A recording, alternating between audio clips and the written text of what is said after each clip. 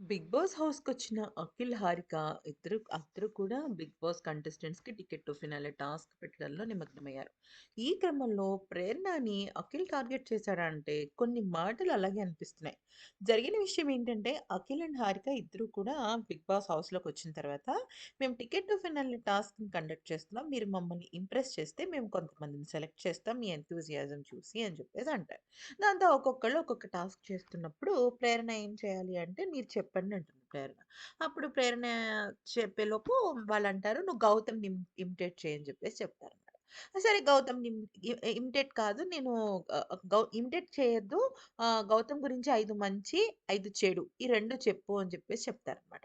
అంటే సరే అని చెప్పేసి గౌతమ్ గురించి చెప్పడం స్టార్ట్ చేస్తుంటే, "ఫస్ట్ బ్యాడ్ చెప్పు, తర్వాత గుడ్ చెప్పు" అని చెప్పేసి అంటే అప్పుడు బ్యాడ్ చెప్పాలంటే ఫస్ట్ ట తను కెమెరాలతో మాట్లాడతాడు. రెండోదేంటంటే తను ఫుడ్ గురించి ఆలోచించడు. ఫర్ ఎగ్జాంపుల్ సీతాఫల్ అనంటే, "ఏమైంది సీతాఫల్" అంటే, "సీతాఫల్ ఒక్కటే ఉంది. నేను తినొద్దు అని చెప్పాను. తనేమో తినేసాడు. నాకు చెప్పకుండా తిన్నాడు" అంటే వెంటనే అక్కడున్న అఖిల్ ఆకలేసి తిన్నాడేమో! దానికి అంత ఇష్యూ చేయాలా ప్రేరణ?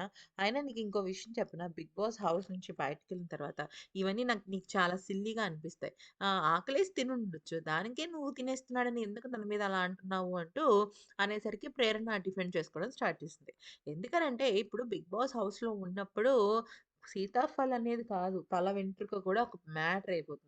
సీజన్ 6లో మీకు గుర్తున్నట్టయితే గీతూ, రాయల్, ఇనాయ మధ్య ఊడిపోయిన హెయిర్ గురించి కూడా గొడవలయ్యాయన్నమాట.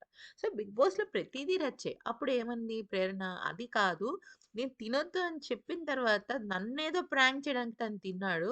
అలా తినకూడదు కదా! అని చెప్పేసి అంటుందనమాట.